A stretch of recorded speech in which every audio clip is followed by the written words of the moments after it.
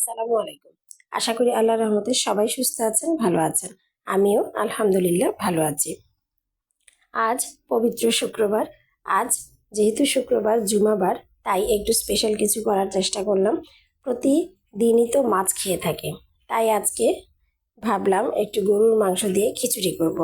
খিচুড়িটা বরাবরই আমার এবং আমার হাজবেন্ডের খুব পছন্দ, বাট আমার ছেলের খুব একটা পছন্দ হয় না। কিন্তু কিছুই করার নাই, মাঝে মাঝে তো একটু সবার পছন্দেরই যত্ন নিতে হয়, তাই না? প্রথমেই আমি গরম মশলা কিছুটা ভেজে নিয়ে তাতে দিয়ে দিলাম পেঁয়াজ কুচি।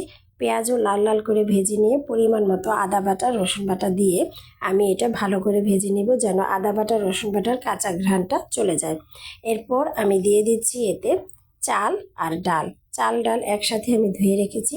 চাল যতটুকু দিয়েছি তার 1/3 ভাগ দিয়েছি মসুর ডাল। এবার গুঁড়া মশলার মধ্যে দিচ্ছি হলুদের গুঁড়া, লবণ, কাঁচামরিচ এবং ধনিয়ার গুঁড়া। যেহেতু গরুর মাংসটা আমি একত্রে মিশিয়ে দিব খিচুড়ির সাথে, তাই মশলাটা একটু কম দিয়েছি। আর গরুর মাংসটা আমার রান্না করাই ছিল ডিপে, ডিপ থেকে আমি নামিয়ে রেখেছি। এই তো চাল ডালটা ভালো করে একটু মশলার সাথে কিছুক্ষণ ভেজে নিয়ে এবার কিছুটা সবজি দিয়ে দিচ্ছি। সবজির মধ্যে দিয়েছি একটু বড় বড় করে কাটা বাঁধাকপি আর কিছুটা ফুলকপি। একেবারে কম দিয়েছি, যেহেতু আগেই বলেছি গরুর মাংস মিক্সড করবো এতে। এবার পরিমাণ মতো পানি দিয়ে এটা ভালো করে সিদ্ধ করতে দিয়ে দিব।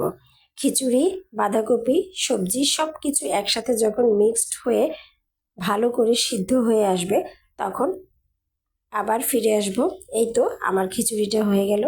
আমার ভিডিওগুলো ভালো লাগলে অবশ্যই আমার পেজে লাইক এবং ফলো দিতে ভুলবেন না।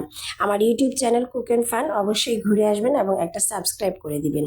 এই তো ডিপ থেকে মাংস নামিয়ে রেখেছিলাম। মাংসটা আমি আলাদা করে আর গরম করিনি।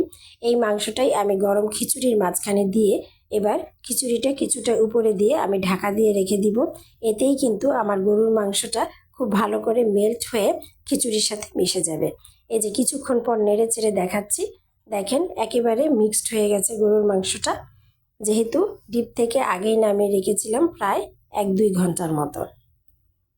এই খিচুড়িটা কিন্তু দেখতে যতটা সহজ মনে হচ্ছে, রান্না করা আসলেই খুব সহজ ব্যাপার। এখন আবার দিয়ে দিচ্ছি কিছুটা গরম মশলা এবং কিছুটা জিরা গুঁড়ো। খিচুড়িটা কিন্তু খেতে দারুণ হয়েছিল। খুব স্পেশাল কিছু মনে হচ্ছে না, বাট আসলেই খুব মজা হয়েছিল।